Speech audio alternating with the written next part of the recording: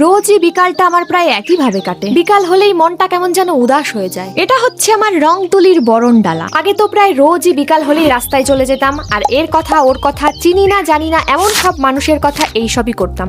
তবে বর্তমানে সেই রুটিনটা আমার পুরোই চেঞ্জ হয়ে গেছে। এখন প্রত্যেক দিন বিকাল বেলায় আমি একটু আঁকিবুকি করতে বসি।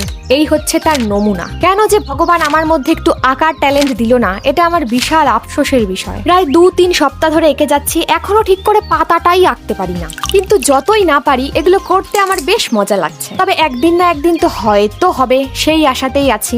সত্যি কথা বলতে আমি কোনোদিন আঁকা শিখিনি, আর আঁকার বিষয়ে আমার কোনো ধারণাই নেই। তুলিটাও ঠিক করে আমি কোথায় ধরতে পারি না। হিড়িম্বার ডিম আঁকতে আঁকতে সানডে সাসপেন্স শুনি। সারাদিনের এটাই আমার কাছে বেস্ট টাইম। আমার আরো একটা ভালো লাগার বিষয় হলো উল বোনা। সেটাও করি অল্প একটু বিকালে।